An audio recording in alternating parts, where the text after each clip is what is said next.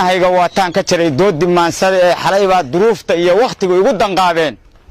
waa midaan dan iyo waana biday duuga nololeed dambi qolana kama sheegayo oo ruuxna maan durine bal inuu damiirkeena lumay dib ugu noolaado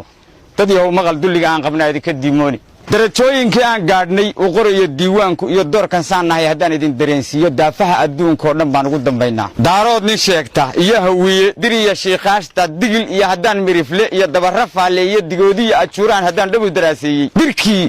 ehlubeedkii iyo shariif ducasan loo yeelay dad gabooye sheegtiyo tumaal duulka midigaana baajuunta doomaha wadiya deyrcad iyo shaashi dunjigeeda soomaali waa duul walaalaahoo dalkaynaga dhexeeya iyo danta iyo diinta eebbahay iyagoo se wada duuban oo uliya diirkeeda waatay dagaal kaga fureen labada daamood ummaddiina waa kala didoo dacalba meel aad kala dire dadkii wada dhashiyo duqiyo wiilkii danwadaagtii soomaali iyo dariskii naafow waataa dadkeennii xeryaha dayran loo dhigay oo dumarkii iyo carruurteenni baa loo dawarayaa war haddii aan laba gacmood la isku darin damal ma gooyaane isku duubni iyo maamul baa daawadeenna ahe ma ducaysannaa maanta waa kama dambaystii afartaa daliil gabay haddaan idin dareensiiyey inta dawlad iyo maamul iyo madaxna loo doortay ee loo durbaantumay intay danuna raacsiisay ee nooga sii daray ka badan doogga geedaha ka badan doogga geedaha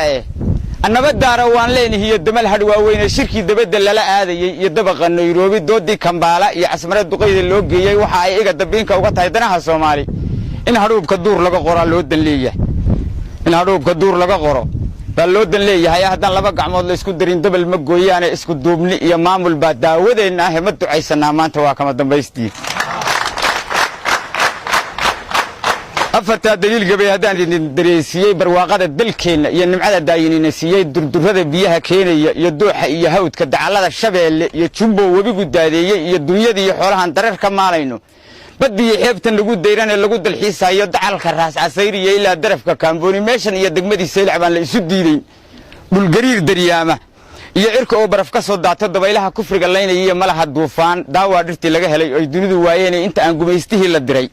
dib ugu soo guurin dalka hooyo iyo ciidda yaan duul kala hadhina haddaan laba gacmood la isku darin damal ma gooyaane isku duubni iyo maamul baa daawadeenna ah ma ducaysannaa maanta waa kama dambaystii afartaa daliil gabay haddaan idin dareensiiyey in dhaweydba diintiiyo sharcigii daacad ma ahayn wadaadadii aan dabiibkiiyo ka rabay duciya yaasiinka mid weliba dariis buu xidhiyo duub u gooniya tagta qoriga loo suray baryahan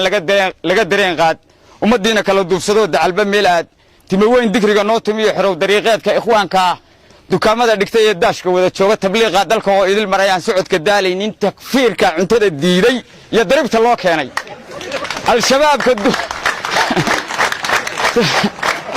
takfiirka cuntada diiday iyo daribta loo keenay al-shabaabka duubkiyo qoriga nagula doodaya iyo daacish baa soo baxo duul kala yimid intaasoo daliil sheegayso diinta wada haysta oo misana is wada diidan baa doorkan la arkaa waxa dabiya baasiin ka dhigay daranayaa sheega warbal diintana waa mid maxay culimadii doorshay dulucdiyo ujeedada haddaan idin dareensiyo dabargoynta Soomaali baa loo dan leeyahay haddii aan laba gacmood la isku darin dabal ma gooyaane isku duubni iyo maamul